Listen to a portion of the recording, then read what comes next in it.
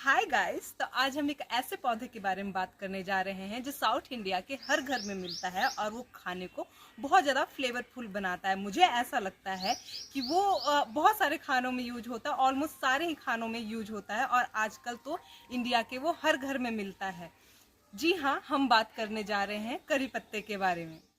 नमस्ते, मैं नेहा पटेल आपको करी पत्ते के बारे में पूरी जानकारी देने की कोशिश करूंगी। मेरे घर में ये प्लांट खुद ही उग गया था। पहले ऐसा होता था कि मुझे जब भी कोई साउथ इंडियन डिश बनाना होता था तो मैं क्या करती थी, बगल वाले घर से 2-3 पत्ते ले आती थी। लेकिन अब मेरे घर में ये उगा हुआ है तो मुझे ऐसा करने का जरूरत नहीं पड़ता, बहुत सारी चीजों में ये यूज हो जाता है। ये प्लांट जो है ये सनलाइट लवर प्लांट है, इसलिए आप कोशिश कीजिएगा कि इसे आप खुली जगह पे लगाइएगा और इसे कभी भी आप इस तरीके से मत तोड़िएगा।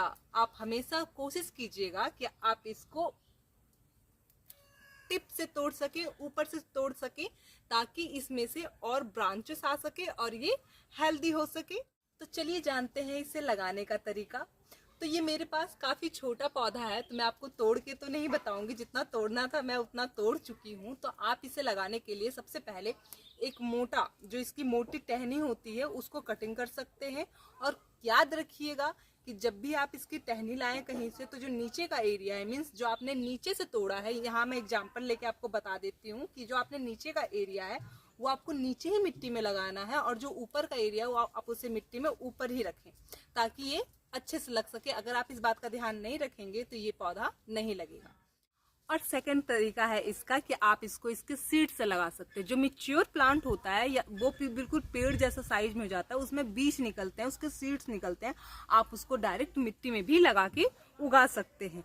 अब चलिए हम थर्ड वाले के बारे में बात करते हैं, जो सबसे आसान और सबसे अच्छा तरीका है।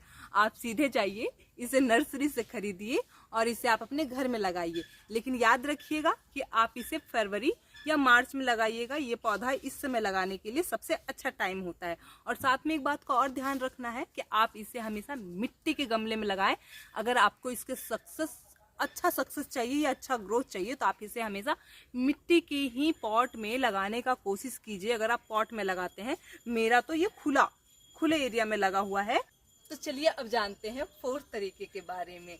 इसके लिए आपको एक मैच्योर प्लांट देखना है। ऐसा होता है कि जो बड़े प्लांट्स होते हैं उसके नीचे एक छोटा प्लांट्स लगा होता है, मतलब जो मदर प्लांट होता है उसके नीचे बेबी प्लांट्स लगा होता है।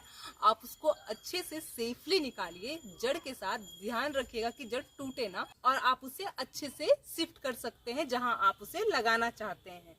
चलिए अब ये जानते हैं कि इसे हम किस तरह की मिट्टी में लगाएं।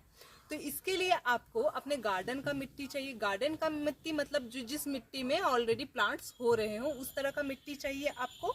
और उसमें 60% क्वांटिटी आपका ग्राउंड मिट्टी का होना चाहिए। 20% मिट्टी जो होना चाहिए वो आपका कंपोस्ट होना चाहिए। जो मेरा कंपोस्ट है वो तो मैं अपने घर में बनाती हूँ, मैं आपको वो किसी और वीडियो में दिखा दूंगी कि मैं वो किस तरह से बनाती हूँ। और 20% आपको सैंड चाहिए, मीन्स बालू चाहिए। और तीनों चीज को मिक्स करके आपको मिट्टी तैयार करनी है अगर आप गमले में लगा रहे हैं तो।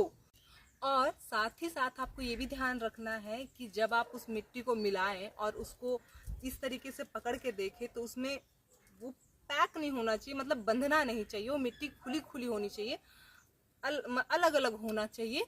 तभी आप समझिएगा कि वो मिट्टी आपके पौधे लगाने के लिए एकदम रेडी है। और लास्ट में अगर आपको मेरी जानकारी अच्छी लगी तो इस चैनल को लाइक कीजिएगा, सब्सक्राइब कीजिएगा और शेयर कीजिएगा। Thank you, bye bye.